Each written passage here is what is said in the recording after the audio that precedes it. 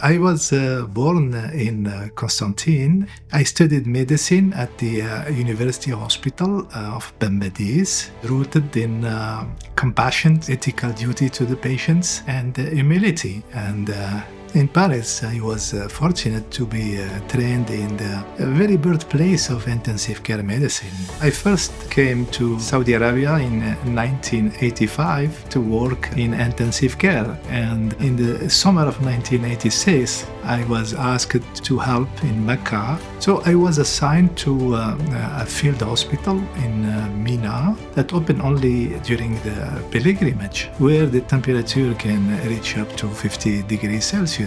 The first day when the pilgrim arrived to Mina, around 10 a.m., the hospital was overwhelmed with patients, patient in coma, patient in delirious, with convulsions, and the core temperature recorded electronically shows 42, 43. I've never seen patients so sick. So we were prepared to resuscitate these patients, mainly to cool them as fast as we could to normalize their temperature. But I realized, and I was very surprised to see that in some of the patients, although we normalize their temperature, they continue to deteriorate and they progress to multi-organ failure and die. If this is not the heat killing them, so what is it? And these questions become my career.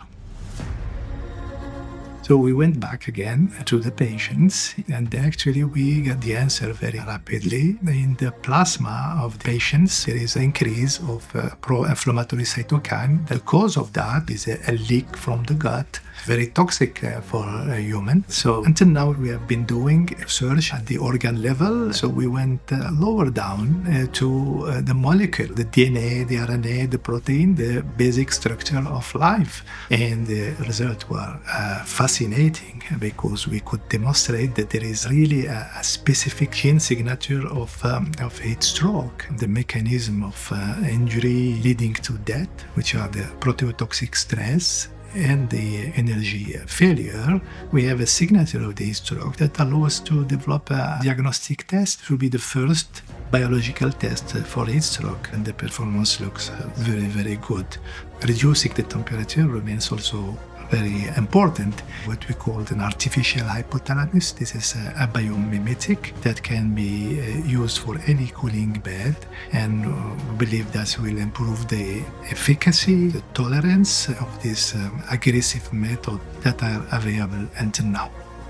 It's interesting to note that heat stroke was considered as an exotic condition until 2003 and the heat wave that struck Europe and leading to the death of almost 70,000 people. Until the climate became the focus, we were working almost anonymously. That's the start of world interest to our research.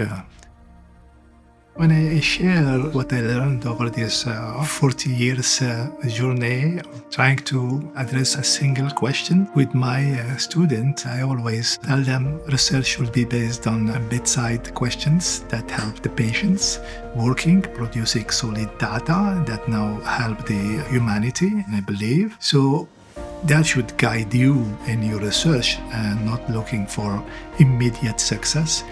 The research is a marathon, is not a 100-meter sprint.